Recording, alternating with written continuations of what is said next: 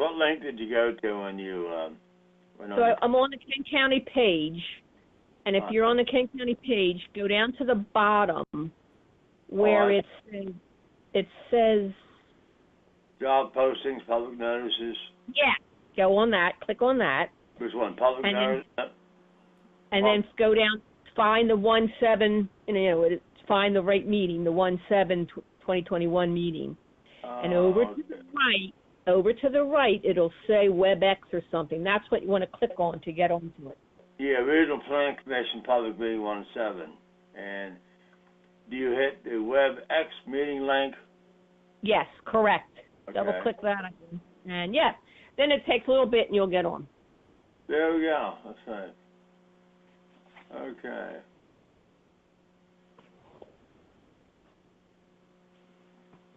All right.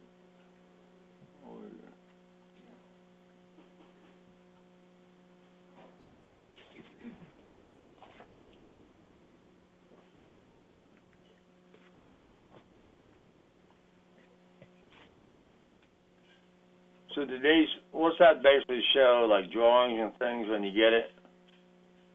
It's going to show you all the things that they would put up on the screen. Right, okay, that's what I thought, yeah. Yeah, that's nice. I'm with you. Caller whose number ends in 9204. Hi, yes, this is Ben Strasser with Insight Real Estate. I'm sorry, sir, could you repeat your name again? Yes, it's Ben Strasser, and I'm with Insight Real Estate. Okay, thank you.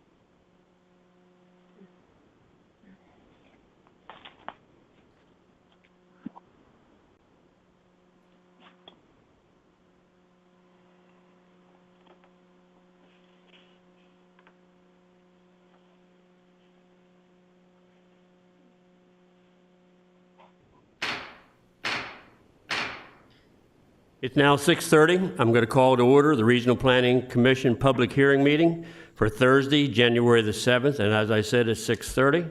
And as customary, we're going to start the meeting tonight with the pledge. And I ask Mr. Peterman, Council Peterman, to lead us in the pledge. Up allegiance to the flag. To the flag of the United States States of America. and to the republic for which it stands, one nation, under God, indivisible, with with liberty and justice for all.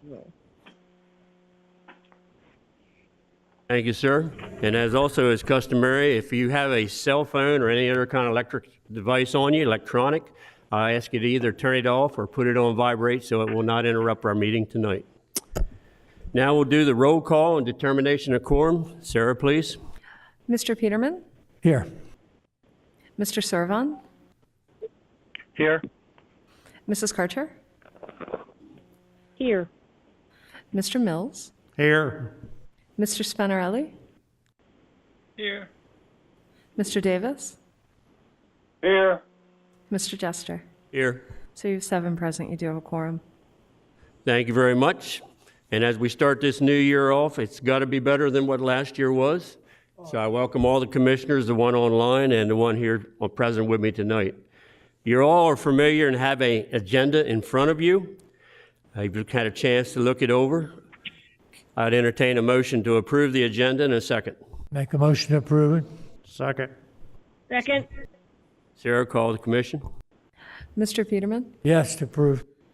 Mr. Servon, Yes to approve. Mrs. Karcher, Yes. Mr. Mills, Yes, to approve. Mr. Spanarelli, Yes. Mr. Davis, Yes to approve. Mr. Jester. Yes. So you have 7 yeas in favor of approving tonight's agenda. Thank you very much. Thank you, commissioners. Now we'll go for the introduction and public hearing instructions. Sarah again. Thank you. This public hearing is being conducted for the purpose of giving the citizens of the county the opportunity to present testimony on the applications before the Planning Commission. Everyone will have a chance to speak. All statements are to be made from the podium at the front of the room. All testimony given shall be sworn or affirmed. For the record, please give your name and address. Copies of any written statements or exhibits used during the hearing should be presented for identification and inclusion in the record. The record will remain open for 2 business days following tonight's hearing. For each application before the commission, the chairman will introduce the application. Then the applicant or representative will be given 15 minutes to present the application. Following that, those in favor of the application will be allotted 5 minutes each to speak. Then those opposed to the application will be allotted 5 minutes each to speak.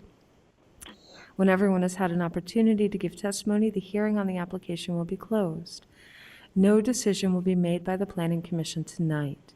The Commission will hold a public business meeting next Thursday, January 14th at 6:30 p.m., at which time it will make a decision on the applications heard tonight. All information of record will be considered. A common vote of 4 members of the Commission is required to make a decision. Anyone may attend the business meeting, but no new testimony will be received. The public notice of this hearing was published on December 18th, 2020 in the Delaware State News, and the levy court will hear these applications on Tuesday, January 26th, 2021 at 7 p.m., unless tabled by the Commission or withdrawn prior to the levy court hearing. The levy court also meets in this room. Mr. Chairman. Thank you very much, Sarah. We'll now get into the public hearing. Our first application and title is C-21-01 Clark Robert Jr. Application owners is Robert D. Jr. and Jamie C. Clark, 107 Stewart Drive, Dover, Delaware, 19901. Comprehensive plan designation is medium density residential. Zoning district is RS1, single family residential. Relationship to the gross zone is inside. Present use is residential. Proposed use is residential with an accessory apartment. Water is Central Water. Sewer is Kent County Sewer Sanitary District Number 1. Levy Court District is the 5th, Mr. Sweeney. School District is Caesar Rodney. Fire District is Station 41, Camden, Wyoming. Area and location of application is 1.10 plus or minus acres, commonly described as 107 Stewart Drive, and further described as lot number 32 of the Penwood Section 2, located south of Dover. Is there someone here to represent this application? Please come to the mic, give your name, your address, and you will either be sworn or affirmed by our attorney. Make sure you get the mic fairly close to you, because I know with these masks it gets kind of garbled. My name is Robert Dale Clark Jr. My address is 107 Stewart Drive, Dover, Delaware, 19901. Mr. Clark, do you swear or affirm to tell the truth, the whole truth, and nothing but the truth, sir? Yes, sir. Proceed. You can pull that right up, young man. You can pull the mic right up to you, whatever's comfortable. Okay. Whatever Thank you. need. Okay, go right ahead with your presentation. So I'm here today. I'm asking for an accessory unit dwelling. I'm putting an in-law suite inside of my house for my parents. My mom has recently had an aneurysm, and it's brought attention that I need to, have things in order. So I'm seeking to have a accessory unit dwelling inside of my current residence. As a part of that, we had to kind of go through and do, the notification to the neighbors. In talking to the neighbors, we currently have deed restrictions within our community. I know some of the residents of the community feel that this may be a concern, and I think some of their concern is not from fully understanding what I'm trying to accomplish.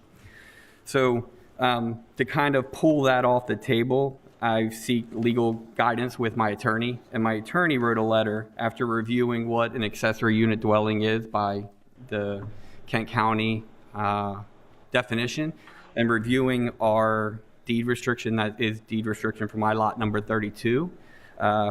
He's given a letter. May I present it to the board? You can hand it there to Sarah, and she will make copies to distribute.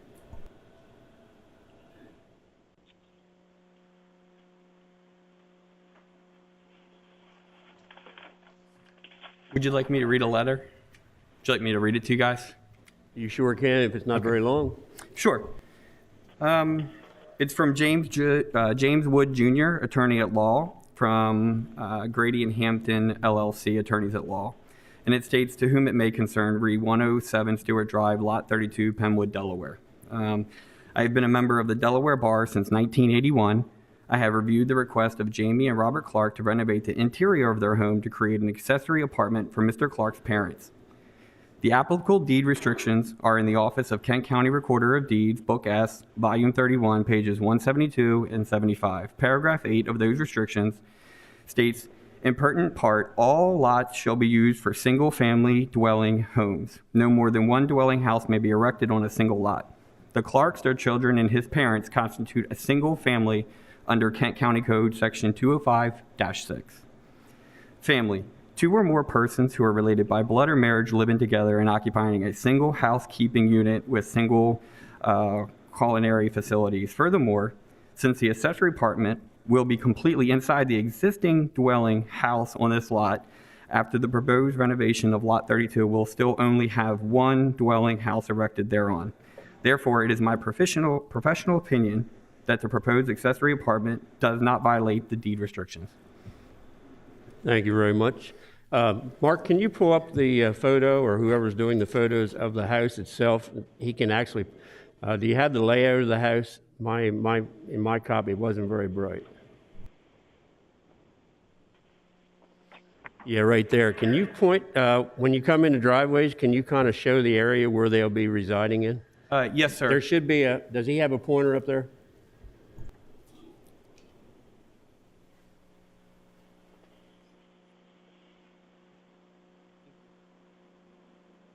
So if we look to the left, the apartment or the accessory apartment will be actually in this area right here. And if you look at, I guess, the current application, it conforms to all the requirements that Kent County requires due to size of the accessory unit dwelling versus the size of the regular primary home.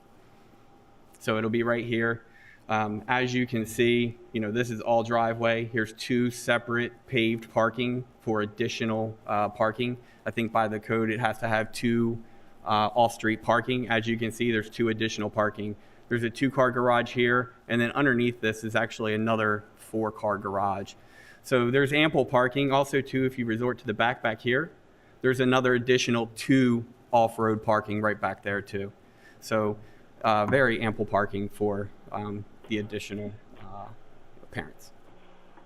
Very good. Okay. Does that conclude your presentation? If it will, I'll open it up to the commissioners, see if does any of the commissioners online or here at the table have any questions for this individual? Mr. Peterman? You have your own entrance to that apartment where you got circled in that area? So yes. So right now, if you look, right here is the door to get into the accessory unit. I guess by code it needs a separate entrance, but it can't, I guess it needs to be very clearly identifiable what's the major entrance to the house. And if you look at the front picture, I have 9-foot entrance doors that you can clearly see what the front of the house is. And this is actually on the side to have an entrance for that AUD. You're only going to have one entrance to go into that apartment in and out? From the outside, yes, sir. Now, there is an entrance to go down to the other garage for parking for that. Yeah. But there is an entrance for that per requirements. Okay, but your parents will have one entrance to get into the apartment, and only that one entrance out.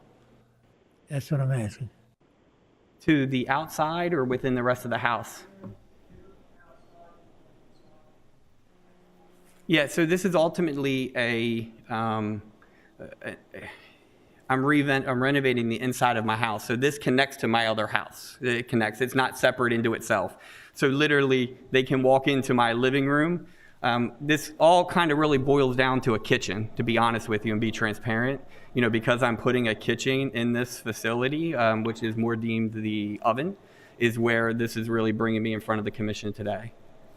It's only concern in case they need an emergency exit, so they can go through your house and right They can back go out. through my house, which then will take them out to this Gotcha. garage. There's Thank steps you. to get to the other garage. There's egress windows that are on the back. I mean, all codes are being met with this. Does any of the commissioners on the phone have any questions for this individual? Yes, Mr. Servon. Go ahead, sir. Just to clarify, you're going to add a full kitchen to this accessory apartment? Yes, sir. Okay, thank you. Yes, sir. Yeah, I think that layout is actually in your material, talking about the 30-foot 8 by 46.5 foot. It's very clearly marked out. Some of them weren't very clear in my packet, but yes. Yes, sir. They've been drawn up, and you guys Yes. have access to that. Any other questions from any commissioners? Seeing none, I thank you, sir. I thank you guys for your time Appreciate today. it. I will ask now if there's anybody else in the audience that is in favor of this application, please come up. Anybody else that's in favor of this application? Third and final call for in favor. Anybody else for this application? We'll now go for anybody against. And please come to the mic if you're against this application. Give your name, your address, and either be sworn or affirmed, please. I love your facilities. They're gorgeous. George O'Connor, 113 Stewart Drive, 19901. Sir, do you swear or affirm to tell the truth, the whole truth, and nothing but the truth? I do. Proceed. My wife and I moved to 113 Stewart, some 3 doors down from the Clarks. We were not some of the people selected to be able to comment, so I felt the need to at least comment tonight because I couldn't write that note. I wasn't made aware that this was happening.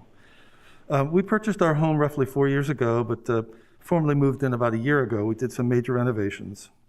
We moved from a single-family house in Montgomery County, Maryland, where I served as a planning commissioner and a town councilor for roughly 8 years, not for the county, but one of the municipalities. I completely understand and appreciate the Clarks' interest in wanting to help their parents. This is one of the reasons why we moved to the house we have, is because it was big enough to house my mother-in-law. She just never made it. Again, I agree with a child who wants to help and protect their parents. In my opinion, though, it's a bit extraordinary that one needs to generate an entire apartment simply to do that.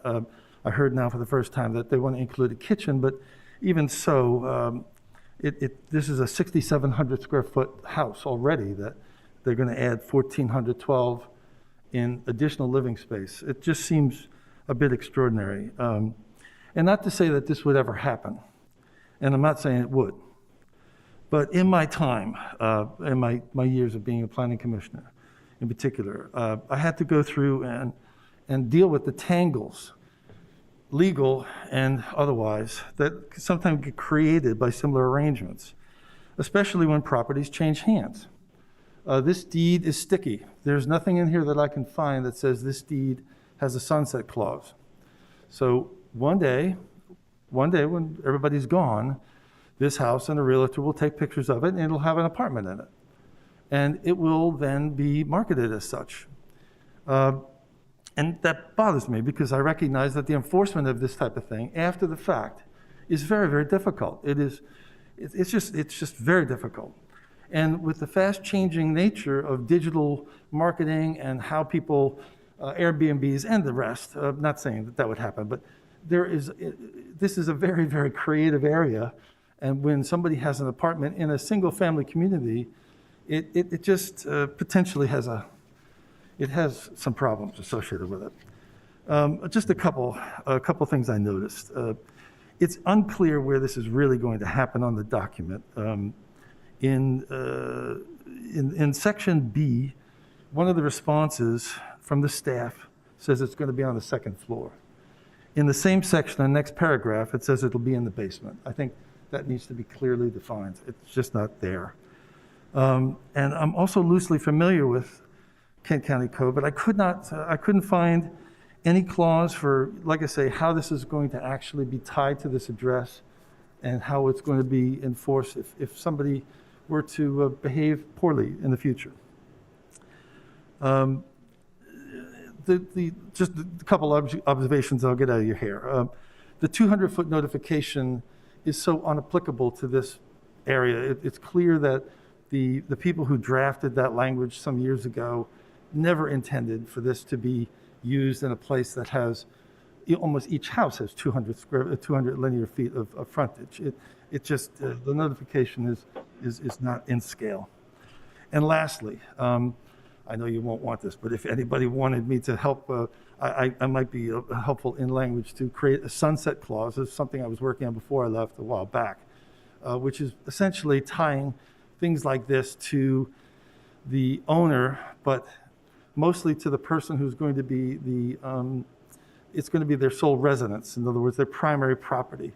And once that person no longer lives there, that sunsets, AKA the deed, becomes dead and null and void because it is not tied to the property. It doesn't run with the property, it runs with the person. Thank you.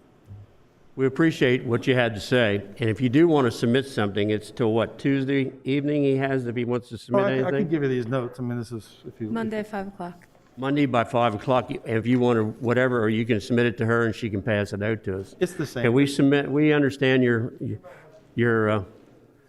we understand all your comments. We've heard them before, and I thank you for being a commissioner.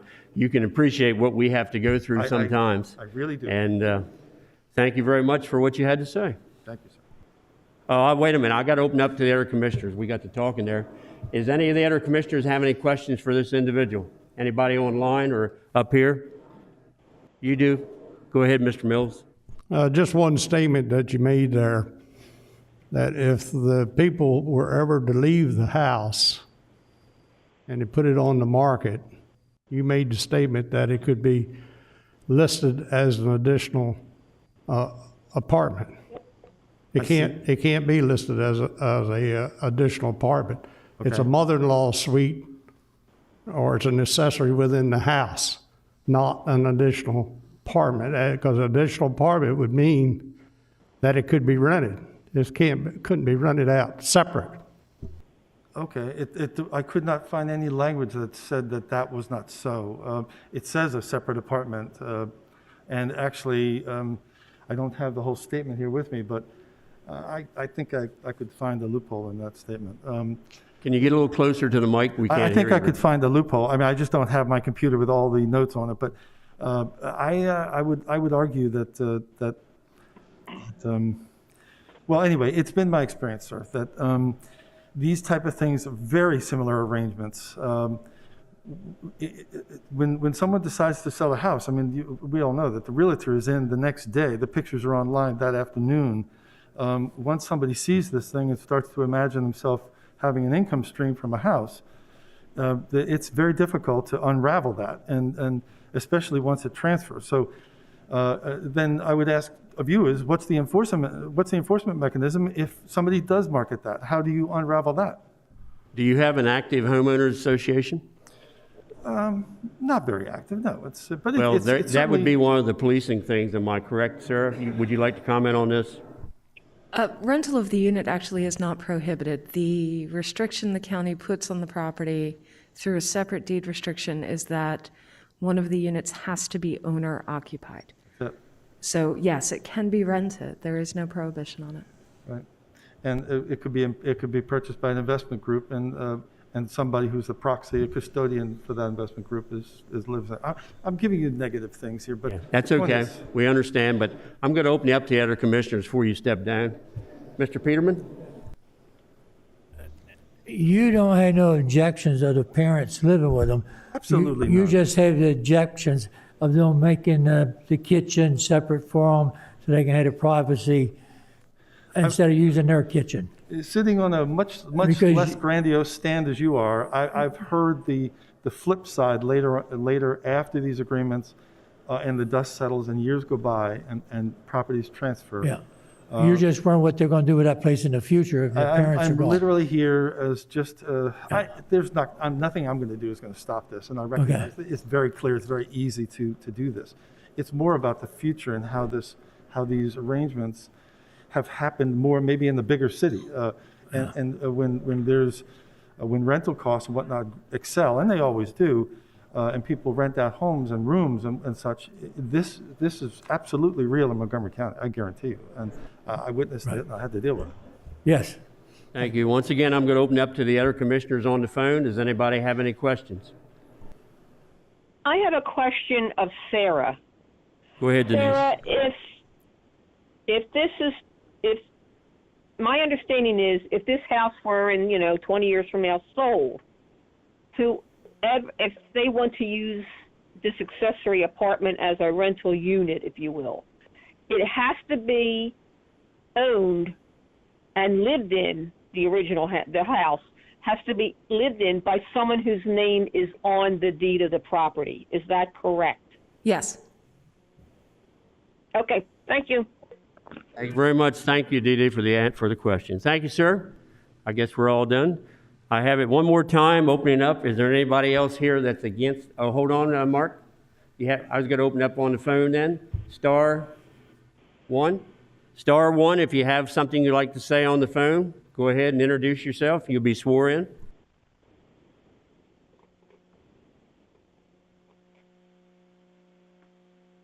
Nobody there?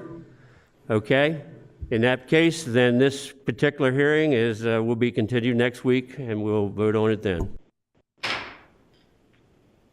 Thank you all for coming for that. The next and final application and title for tonight is application CS-21-01, Drive-Through Restaurant, Camden. Applicant is Insight Real Estate Investment Properties, LLC. Attention, Ben Strasser, 1400 16th Street, Suite 300, Oak Brook, Illinois, 60523. Owner is 5M Investors, LLC. Attention, Frank Masula, Managing Member, 25 Tamarack Court, Dover, Delaware, 19904. Engineer is Bowler Engineering, VA, Common LLC. Attention, Steve Fortunato, you'll have to excuse me on that one, PE. 18958 Coastal Highway, Suite D, Rehoboth Beach, Delaware, 19971. Other contact is McGinnis Commercial Real Estate. Attention, Philip McGinnis, 555 East Lockerman Street, Dover, Delaware, 19904. Present zoning is BG, General Business. Relationship to the growth zone is inside. Present use is vacant. Proposed use is a restaurant/drive-through. Proposed improvements is a 2,200 square foot restaurant with drive-through. Parking spaces is 22 required, 29 are proposed. Wastewater is Kent County Sewer District number 1. Levy Court District is the 5th, Mr. Jody Sweeney. School District is Cesar Rodney. Fire District is Station 41, Camden, Wyoming. Area and location, 1.2 plus or minus acres on the east side of South DuPont Highway, US Route 13, and on the west side of Palmer Road, approximately 108 feet south of Oshel's Mills Star Hill Road, east of Camden. Is there someone here to represent this application or on the phone? Someone is in the audience, raise your hand. Please, you come up. Give your name, your address, and if you're not an attorney, you'll have to be sworn in. Hi, my name's Steve Fortunato, representing Bowler Engineering, the engineer of record for this project. Our office is out of Rehoboth Beach, and I am not an attorney, so I'll be sworn in. Sir, do you swear or affirm to tell the truth, the whole truth, and nothing but the truth? Yes. Proceed. Thank you. Yep, go ahead with your presentation. Just make sure you keep the mic as close with these masks. It really kind of mutes your sound. Okay, and actually, if I could request the controls there.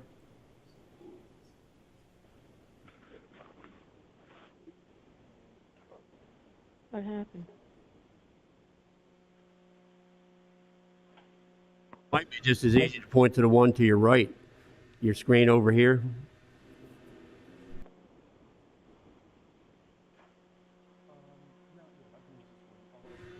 Sir, you might want to just use that when it's closer to everybody to kind of get an eye on. Okay, I can do that. Okay, so thank you for the introduction. This property does propose a 2,200 square foot, it's going to be a coffee shop with a drive-through. It's located on northbound Route 13, just outside of Camden, just south of Dover, next to the Waffle House, just south of the intersection of Valshall Mill Road. This property does abut two adjacent commercial properties, the Waffle House to the north, and I believe a vapor shop to the south. It also abuts two residential properties, one in this horseshoe area, and then a small residential property that's abutted here to the southeast. This project proposes one relocated shared entrance. There's currently an entrance that's only used by the Waffle House now in this location. It was intended to be shared by the Waffle House and this project when it's developed. We've met with and had a pre-application meeting with DelDOT. They're in agreement with this entrance location. We've gone through several meetings and phone calls with them over the past several months. We are not required to have a TIS by both county and DelDOT regulations. That's already been worked out.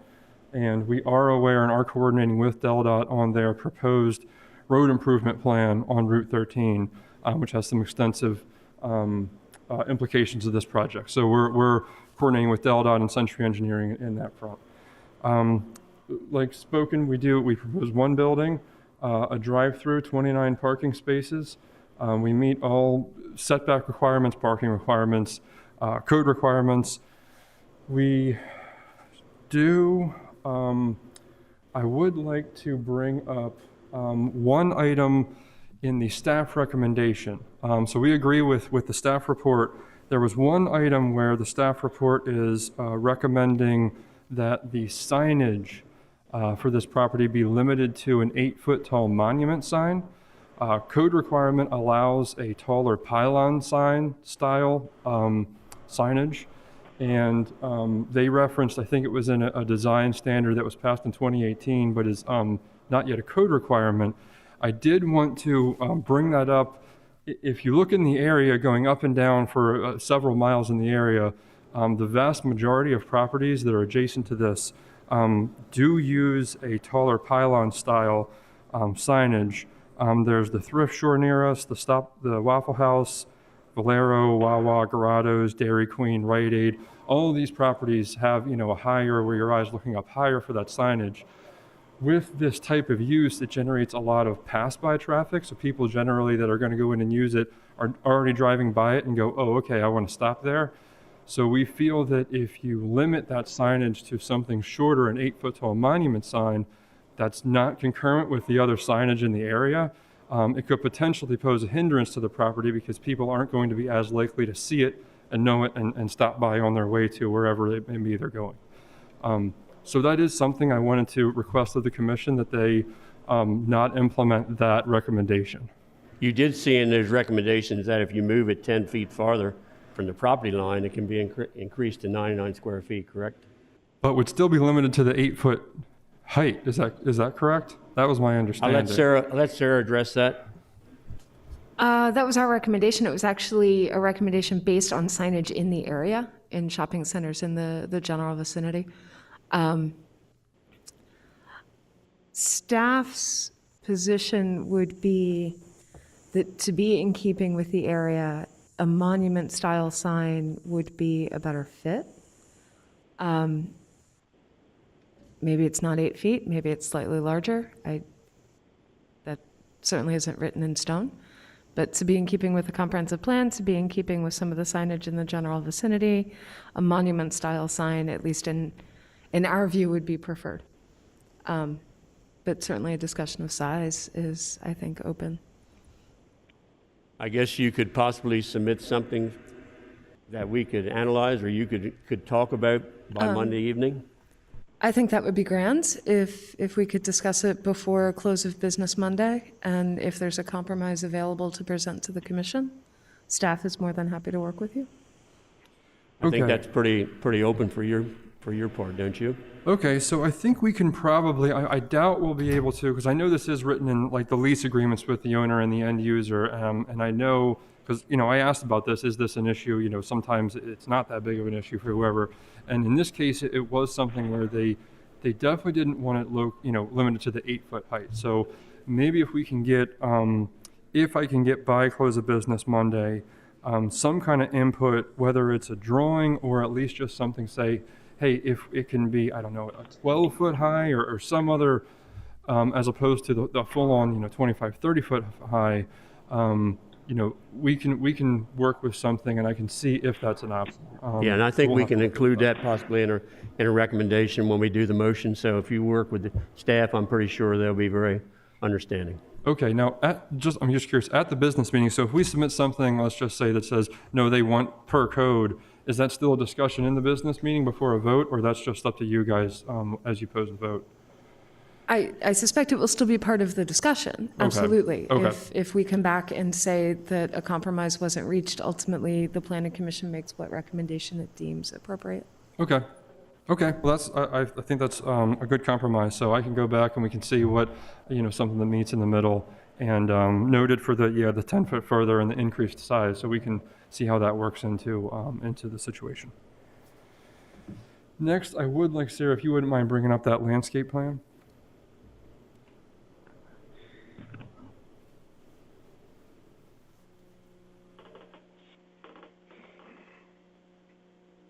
While she's bringing that up, I noticed that the drainage is all directed to your stormwater pond, but I didn't see any elevations on your pond. How deep a pond is this going to be?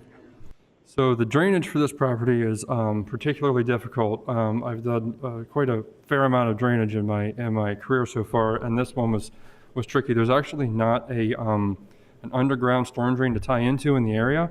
So I've already spoken to KCD, to DelDOT, to Century, to DelDOT actually a couple of times, and we're going to propose this pond here. It's actually going to get a little bit bigger. It's going to have to come out into this area a little bit. We've done more calculations since this preliminary plan. Only going to be a foot, 2 feet deep maybe. We didn't have groundwater issues, but the issue is we don't have anywhere underground to, like I said, tie a storm drain into. So we can't have a deep pond. So we've got to extend that a little bit, get some storage in this area. We're also going to have an infiltration trench in this area that is going to outlet out to Palmer Road. So it's going to be a similar drainage pattern as what happens on the Waffle House, where they built kind of a perimeter detention area. They have a pond there beside, but you're going to actually have an overflow into that area, possibly, is what you're saying? We will, and they do too. So we have looked at in the applicable conveyance and hydraulic storm events, we're greatly reducing the amount of flow that gets there. So we're holding back a whole lot more than what gets there now. And essentially DelDOT, I wasn't made aware of any drainage issues. That is a DelDOT maintained road, Palmer Road. So we're in coordination with them to ensure that that's feasible. Yeah, because you had a lot of impervious area that you're creating. I know there is some stone in there, but it's a different calculation with the hot mix than it is with the stone, I know. Correct. And then the Palmer Road in the back is about 2 feet lower than your site. I did notice that too. Correct. And initially, in a perfect world, DelDOT comes first, builds me all this nice storm drain for me to tie into, and everyone's happy. But the timing of that it was several months off to where that wasn't an option. And this everything out here is just higher. We'd have to fill the site a whole lot to be able to get out there. So I know Mr. Atkins is very good to work with in the Conservation District. He's very easy to work with. Yep, he is. So while preparing our preliminary landscape plan, we met all code requirements. We went back and forth with staff a little bit, addressed their comments, resubmitted a plan, and we ended up, as part of complying with that code, proposed a fair amount of vinyl fencing as meeting code requirements for the various opaque barriers, one for abutting a residential use, and then again for screening our parking areas, which are two kind of separate sections of the code. Since then, the client did some cost analysis and figured out, hey, the vinyl fence, this amount of it, they weren't really planning on. So we don't ask for anything that's outside of the code.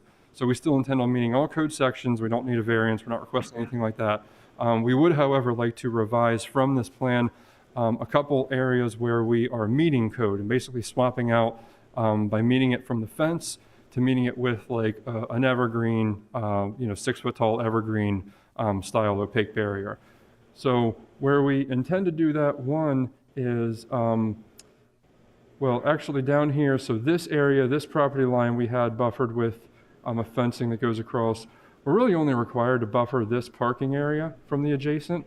So we would keep some landscape plantings there, and instead of the fence in this section, we would just show the landscape hedge, not hedge isn't the right word, but landscape evergreen arborvitae style screening there in lieu of the fence. We would propose the same thing down here in buffering from this adjacent residential property. Again, there we would just propose the landscaping rather than putting a fence. That property is very close to the property line. I feel like putting a fence that close to another building, it kind of cramps them in a little bit, where at least if it's landscaping, it's a little more green and not something structural you're looking at. Again, on the southern property line, just having two pieces of a vinyl fence, I think is a little odd, not really congruent with that parcel boundary. I do want to point out that it was determined there is an existing white vinyl fence along this property line and this property line. I believe that was constructed by the previous commercial owner of this property and was, I'm sure, intended to be the buffer between a commercial property and a residence. We have since determined that it is our property. It's not like the adjacent property's fence. So that is our fence. So we would, I'm currently showing a proposed fence in that area. We would just remove the proposed fence and count that existing one as our property. If there is any portion that happens to not be, we can get that relocated. We can figure something out. That's a relatively minor fix there. So that was the sort of second piece there. And then similarly, along the southern border of that residence, we're required to provide the buffering per section 18779A of the code. What we would propose here, again, in matching what we do down here, is to use a landscape buffer as opposed to the white vinyl fence. Main reason is this is, again, just going to be landscape grass, a shallow stormwater area. It's not like we're actually buffering from the use, the parking, the loading, the people, the driving.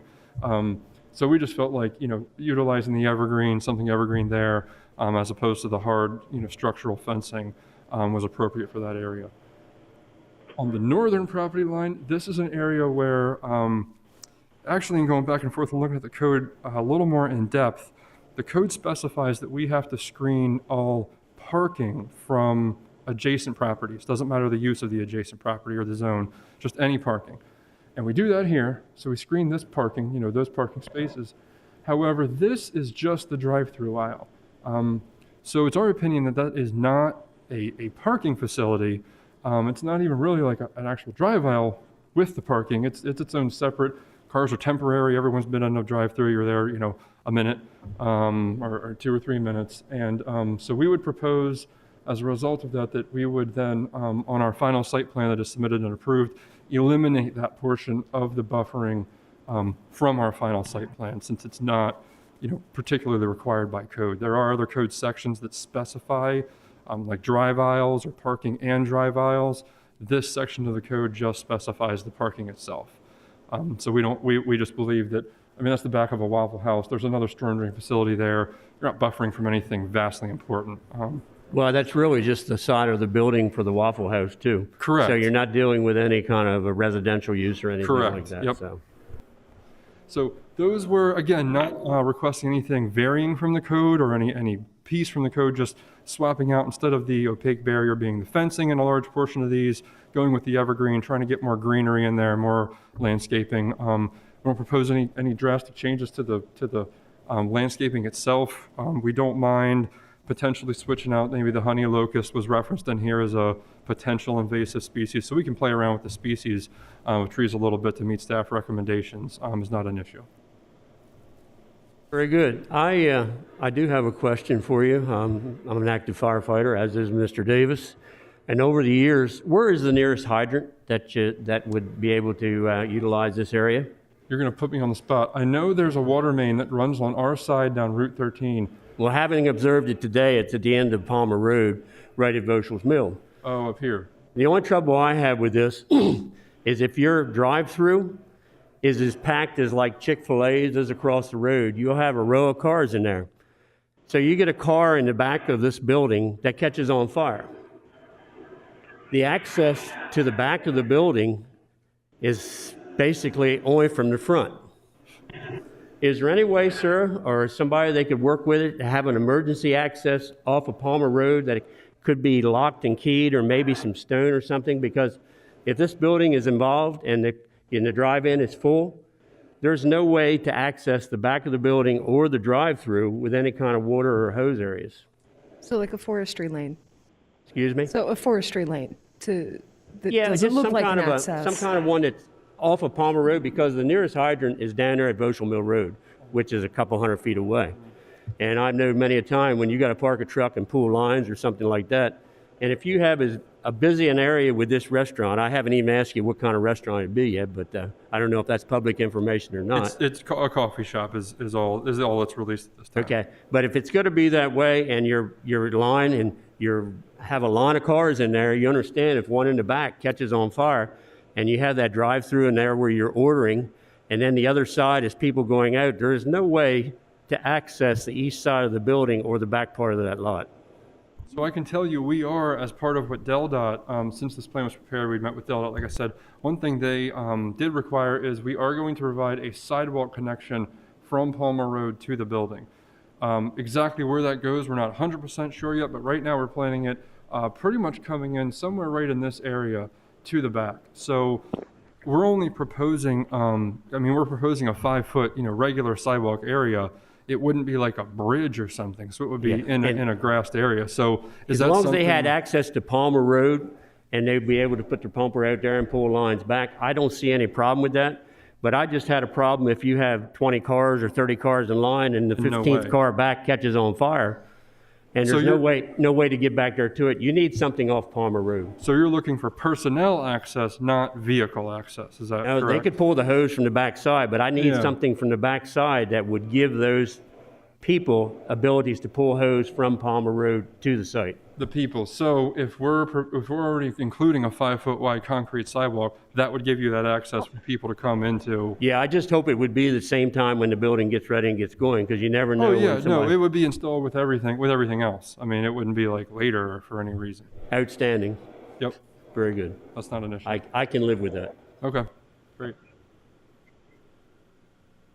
You have anything else? That was all.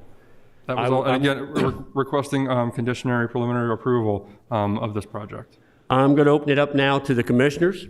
Anybody here on the table or anybody on the phone? Mr. Davis, anybody else on the phone have any comments?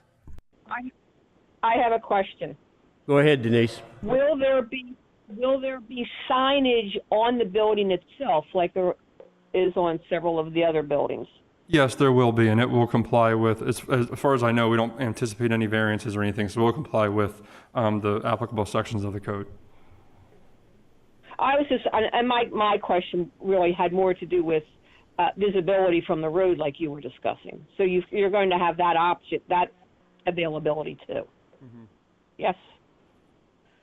Okay. Anybody else on the phone? Mr. Servon, Mr. Spattarelli? Paul, anybody have any questions for this engineer? No questions from Mr. Servon. Mr. Chairman? Go ahead, Mr. Davis. I just for the record, being a volunteer firefighter, I put on the record that I agree with all your comments, and it sounds to me like they are agreeable to work on that issue. That could be a very dangerous issue. You could have a vehicle fire at the same time. It would develop into the building itself, and that creates a big problem for us. So I agree with your comments, and thank you. Thank you very much. And that must mean free coffee for the firefighters, too. Anybody else online? If not, sir, thank you. And we'll be voting on this next week. Great. Thank you very much. Is there anybody else here in favor of this application? Anybody else here in favor? Third and final call. Anybody else in favor? Got one on the line? Okay, Mark, *1, and give your name and address.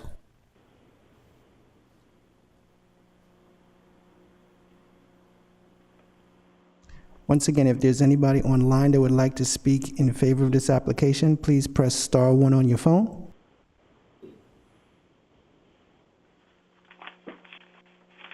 Okay, seeing nobody, I will go to the against. Is there anybody here that's against this application? Anybody here against? Third and final call. Anybody here against? So we'll be taking up this application next week, and for tonight it's closed. We'll now go down to public comment. Anybody from the public have anything to say? Now we'll go to commissioner comments. Anybody on the phone or here on the table have anything to say? Any other business to bring before the commission? If not, I'll entertain a motion to adjourn. Make a motion to adjourn? I have a motion. Sarah, please call the commission. Mr. Peterman? Yes, to adjourn. Mr. Servon? Yes, to adjourn. Mrs. Karcher? Yes, to adjourn. Mr. Mills? Yes, to adjourn. Mr. Spanarelli? Yes, to adjourn. Mr. Davis? Yes, to adjourn, and Happy New Year's to all the commissioners and staff. Mr. Jester? Yes, and thank everybody for being here tonight.